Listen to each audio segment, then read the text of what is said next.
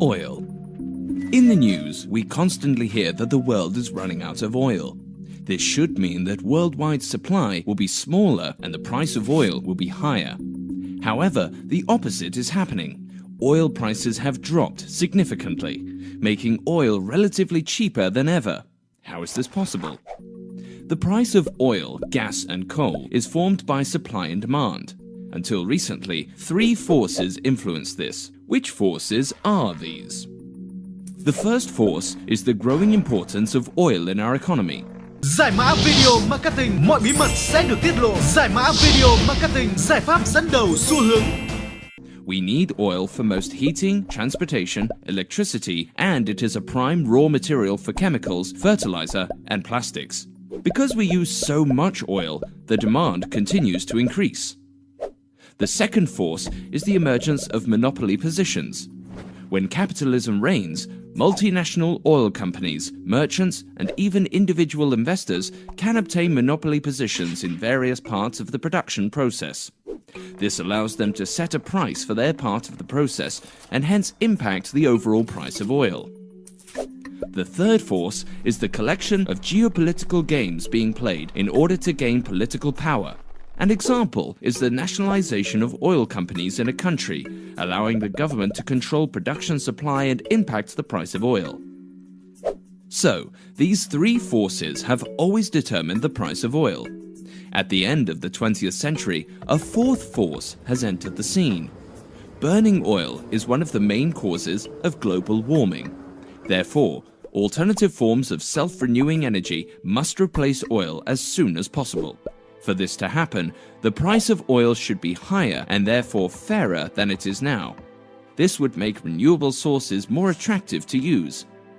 However, the price of oil still seems to be controlled by monopoly positions and geopolitical games.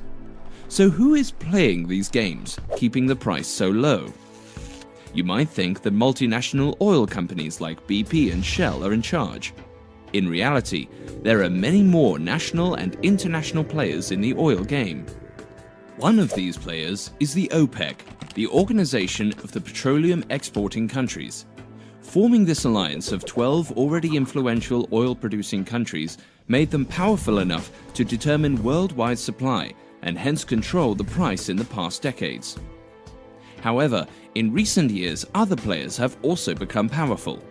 To try to swiftly defeat this competition, OPEC has opened its oil taps completely, greatly increasing supply. This caused the price to have fallen so dramatically lately. Such a low price is not favorable for any oil-producing countries, so even the countries within OPEC are suffering. Yet, founder Saudi Arabia persists in hope of defeating competitors and securing OPEC's dominance in the worldwide oil trade. One of the powerful new players is Russia. Whenever OPEC carefully decreased production to stabilize the price of oil, Russia gradually increased its market share. This has resulted into Russia becoming one of the world's leading exporters of oil. Another major player, China, uses different tactics. Instead of taking on the competition, they economically stimulate several poor countries, mostly in Africa, in exchange for the rights to drill there and import the oil directly to China. This allows China to keep most of their oil trade away from the world market. The United States was always highly dependent on OPEC for their oil. In recent years, they have made great strides in extracting shale oil and gas, which is expensive and potentially harmful for the environment. Taking these risks made the US less dependent on other parties. With all these new players in the oil game, it seems that OPEC is losing the power to determine the oil price. So what will happen now? Giải mã video marketing, mọi bí mật sẽ được tiết lộ. Giải mã video marketing, giải pháp dẫn đầu xu hướng. One scenario is that OPEC will succeed in crushing the new competition and have the power again. Or will all oil-producing parties survive with this low price? Or will there be a new dominant producer? All these scenarios rely on geopolitical games being able to keep oil an attractive source of energy, so that renewable energy sources don't stand a chance. But maybe the damage of oil on the environment will force oil to get a higher price, which would allow renewable energy sources to enter the market more rapidly. Is this just wishful thinking? Only time will tell.